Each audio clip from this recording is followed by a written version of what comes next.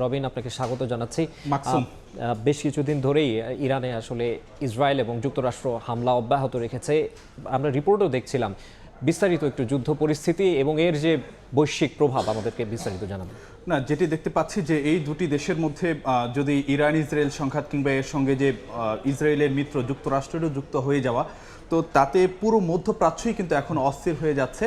এবং যেটি আসলে ধারণা করা হচ্ছিল যে হয়তোবা যে যুদ্ধের যে প্রভাব বা তীব্রতা সেটি হয়তোবা ধীরে ধীরে কমে আসতে পারে, কিন্তু এখনো পর্যন্ত সেই ধরনের কোনো লক্ষণ দেখা যাচ্ছে না। বরং সময় যত যাচ্ছে ততই কিন্তু যে যুদ্ধের যে তীব্রতা বা সংঘাতের যে তীব্রতা সেটি কিন্তু ক্রমেই কিন্তু বাড়ছে। এবং আমাদের প্রতিবেদনে আমরা নিশ্চয়ই দেখছিলাম যে তেল আবিবে, অর্থাৎ ইসরায়েলের তেল আবিবে ইরানের যে ক্লাস্টার বোমা হামলা চালানো হয়েছে, এবং ঠিক একইভাবে যে উপসাগরীয় বিভিন্ন দেশগুলোতেও কিন্তু যে একই সঙ্গে যে হামলা সেটি কিন্তু অব্যাহত রয়েছে, বিশেষ করে জ্বালানি স্থাপনা কিংবা অন্য অন্য জায়গাগুলোতে সেগুলো কিন্তু যে ইরানের পক্ষ থেকে যে হামলাগুলো বা আক্রমণগুলো সেটি কিন্তু অব্যাহত রয়েছে। এবং অন্যদিকে ইসরায়েলের কিন্তু যে পাল্টা আক্রমণ চালাচ্ছে তেহরানের বিভিন্ন জায়গায়, তারা কিন্তু যে নির্বিচারে যে আক্রমণ সেটি কিন্তু যে করে যাচ্ছে।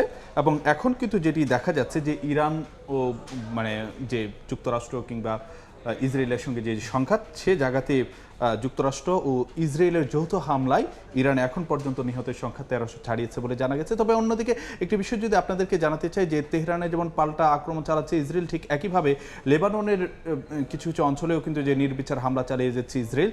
অন্যদিকে ডোনাল্ড ট্রাম্প কিন্তু যে একটি ইঙ্গিত দিয়েছিলেন যে তিনি স্থল অভিযানে যেতে পারেন যে ইরানে, কিন্তু একদিনের মাথায় আবার তিনি যে ভুল পাল্টালেন এবং সেখানে কিন্তু যে আপাতত স্থল অভিযানে না যাওয়ারও কিন্তু যে একটি সময়ের অপচয় হিসেবে তিনি সেটাকে ইঙ্গিত করেছেন। তো এরকম একটি ইঙ্গিত দেখা গেল যে ডোনাল্ড ট্রাম্পের বক্তব্যে। তবে অন্যদিকে ইরানের পক্ষ থেকে যে কথাটি বলা হচ্ছে যে পরিস্থিতি যেটি হোক, তারা আসলে যে যুক্তরাষ্ট্রের সঙ্গে সমঝোতায় যেতে চায় না। মাকসুম, এর আসলে এই যুদ্ধ যে কন্টিনিউ হচ্ছে, এটা নিশ্চয়ই বৈশ্বিক একটা বিশাল প্রভাব রয়েছে, বিশেষ করে জ্বালানির বিষয়ে মানুষের মধ্যে অনেক উদ্বেগের বিষয়। কারণ মাকসুম যদি বলতে যাই যে জ্বালানির অন্যতম আধার কিংবা উৎস যদি বলতে যাই বৈশ্বিক জ্বালানির, তাহলে সেটিকে কিন্তু মধ্যপ্রাচ্যকে বিবেচনা করা হয়। এখান থেকে একদিকে যেমন জ্বালানি তেলের কথা বলি কিংবা এলএনজির কথা বলি, সব কিছুই কিন্তু যে সেখান থেকে এসে থাকে যে উপসাগরীয় দেশগুলো কিংবা মধ্যপ্রাচ্যের দেশগুলো থেকে। তো সেই জায়গাতে কিন্তু একটি বড় ধরনের যে আঘাত সেটি কিন্তু আমরা দেখতে পাচ্ছি। ডোনাল্ড ট্রাম্পের প্রশাসনের পক্ষ থেকে একটি ইঙ্গিত দেওয়া হয়েছে যে এই যুদ্ধ কয়েক সপ্তাহ চলতে পারে। তো সেই জায়গায় কাতারের জ্বালানি মন্ত্রী তিনি আসলে যে একটি সাক্ষাৎকার দিয়েছেন, সেখানে কিন্তু যে তিনি ইঙ্গিত দিয়েছেন যদি এই অবস্থা চলতে পারে তাহলে হয়তো বা যে উপসাগরীয় দেশগুলোকে তাদের জ্বালানি রফতানি সেটি বন্ধ করে দিতে পারে। তবে এই যখন অবস্থা, তখন কিন্তু আমরা যে দেখতে পাচ্ছি যে ইরান যুদ্ধের প্রভাবে রুশ জ্বালানির চাহিদা কিন্তু সেটি কিন্তু যে বাড়ছে, বলা যায় যে তুঙ্গে উঠেছে যে রুশ জ্বালানির চাহিদা। তো আমরা এর প্রভাব কিন্তু আমাদের দেশেও পড়েছে, যে দেশের জ্বালানি খাতে পড়েছে। আমাদের হাতে একটি প্রতিবেদন রয়েছে, মাকসুম দেখে তারপর ফিরছি। দর্শক যদি জানাতে চাই যে যুদ্ধের কারণে দেশের জ্বালানি খাতে যে একটি অস্থির প্রভাব পড়তে পারে, এই সংখ্যায় কিন্তু যে মানুষ হুমড়ি খেয়ে পড়ছেন, পেট্রোল পাম্পগুলোতে ভিড় বাড়ছে।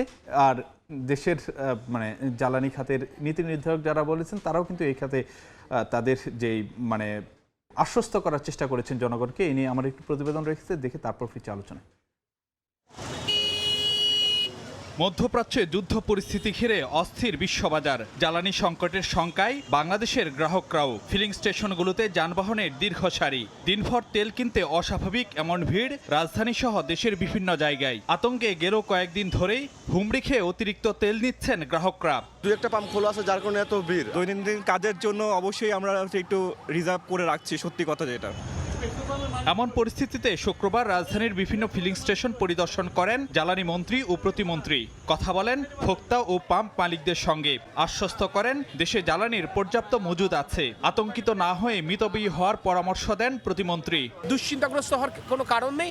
আমরা যদি আমাদের স্বাভাবিক চাহিদা অনুযায়ী আমরা তেল নেই পেট্রোল পাম্প থেকে, আমি মনে করি সংকট আগামীতে হবে না। বিশ্ববাজারে জ্বালানির দাম ঊর্ধ্বমুখী থাকলেও দেশে আপাতত না বাড়াতে সরকার সর্বোচ্চ চেষ্টা করবে বলে জানান প্রতিমন্ত্রী। সমন্বয়ের প্রয়োজনীয়তা দেখা দিতে পারে।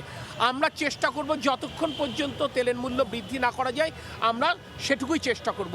একান্ত যখন পারবো না, সেটি অবশ্যই জনগণের সাথে আমরা সেটা শেয়ার করব। মজুদ পরিস্থিতি স্বাভাবিক রাখতে জ্বালানি তেল বিক্রির সীমা বেঁধে দিয়েছে বিপিসি। শুক্রবার বিকেলে এক বিজ্ঞপ্তিতে প্রতিষ্ঠানটি জানায় ট্রিপ প্রতি অকটেল পেট্রোল সরবরাহের পরিমাণ হবে মোটরসাইকেলে 2 লিটার, প্রাইভেট কারে 10 লিটার, জিপ মাইক্রোবাসে 20 থেকে 25 লিটার। এছাড়া পিকআপ ভ্যান, লোকাল বাসে ডিজেল নেওয়া যাবে 70 থেকে 80 লিটার। দূরপাল্লার বাস, ট্রাক, কাভার্ড ভ্যান, কন্টেইনার ট্রাকে ডিজেল সরবরাহের সীমা 200 থেকে 220 লিটার। আর এই সিদ্ধান্তে মিশ্র প্রতিক্রিয়া গ্রাহকদের। ওইভাবে দিলে তো গাড়ি চালাইতে পারবো না, 10 লিটার তেলে আর কতটুক জায়গা যাবে। 2 লিটার তেল তো দুর্ভোগ বাড়বে আরো। তেল ফুরে গেলে তো এখন পেট্রোল পাম্পে মানুষ সবাই যা জাম বাজবে। এখান থেকে 10 লিটার নিয়ে যদি আমি যাই মেঘনা দাউদকান্দি পর্যন্ত যেতে পারবো, ওইখানে গিয়ে আবার আমার সিরিয়াল ধরতে হবে কেন? এই ভোগান্তির দরকার কি? এদিকে সংকটকে অজুহাত দেখিয়ে অতিরিক্ত দাম আদায় করা হলে সেটি আইনগত অপরাধ হবে বলেও সতর্ক করেছে বাংলাদেশ পেট্রোলিয়াম কর্পোরেশন। ফারুক ভিয়া, রবিন, সময় সংবাদ, ঢাকা। মাকসুম প্রতিবেদনটি দেখছেন। রবিন, আমরা যেটা দেখছিলাম মন্ত্রী প্রতিমন্ত্রী তারা আশ্বস্ত করার চেষ্টা করছেন, সরেজমিনে গিয়ে মানুষের সঙ্গে কথা বলে এই যে উদ্বেগ, তাদের উদ্বেগের অবস্থাটা কেমন দেখেছেন? আর সংকটের ব্যাপারটা মানুষের এখনো মনে প্রশ্ন থেকেই যাচ্ছে যে সংকট হবে কিনা। যদি আপনাকে বলতে চাই যে এর আগে যখন ইউক্রেন যুদ্ধ হয়েছিল তখনও কিন্তু আমরা যেটি দেখে পেয়েছিলাম যে বৈশ্বিক একটা প্রভাব পড়েছিল এবং তার ফলে কিন্তু যে বাংলাদেশেও একটি যে অস্থির পরিস্থিতি লক্ষ্য করা গিয়েছিল, ঠিক একইভাবে কিন্তু যে ইরান যুদ্ধের প্রভাবও, তো স্বাভাবিকভাবে মানুষের মধ্যে একটি সেই শঙ্কা কাজ করছে যে মানে মজুদের টান পড়ে কিনা এবং সেটার ফলে দাম বেড়ে যায় কিনা। তো সেই জায়গা থেকেই মানুষ মূলত হিমগুড়ি খেয়ে পড়েছেন যে পেট্রোল পাম্পগুলোতে। যদিও জ্বালানি বিভাগের পক্ষ থেকে আশ্বস্ত করা হচ্ছে যে পর্যাপ্ত পরিমাণ মজুদ রয়েছে এবং পাইপলাইনে আরও কয়েকটি জাহাজ রয়েছে, তো সেইগুলো থেকে মানে জ্বালানি তেল আসবে। তো সেই জায়গা থেকে নীতি নির্ধারকদের পক্ষ থেকে যেটি বলা হয়েছে যে মানুষ যেন কোনোভাবে আতঙ্কিত না হন, যদিও মানুষের মধ্যে সেই উদ্বেগ উৎকণ্ঠা বিরাজ করছে। অনেকে বাড়তি জ্বালানি, এবং আমরা একটি বিষয় লক্ষ্য করছি যে অন্য সময় মানুষ স্বাভাবিকভাবে যে পরিমাণ তেল কিনতেন এখন কিন্তু তার চেয়ে বেশি পরিমাণ তেল কিনছে।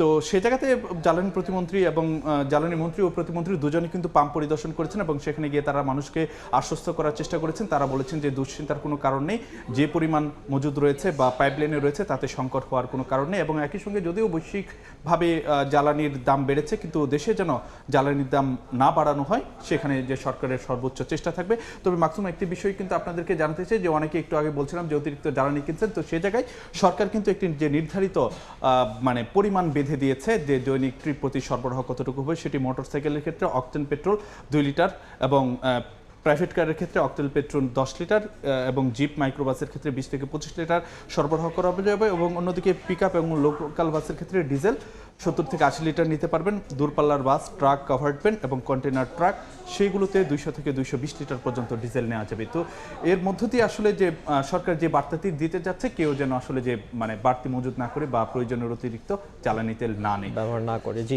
আপনাকে ধন্যবাদ স্টুডিওতে যুক্ত হওয়ার জন্য। আপনাকে ধন্যবাদ মাকসুম। ইরান ইসরায়েল যুক্তরাষ্ট্র যুদ্ধ এবং এর ফলে বৈশ্বিক প্রভাবের বিস্তারিত জানাতে স্টুডিওতে যুক্ত হয়েছিলেন সহকর্মী ফারুক ভুঁইয়া, রবিন।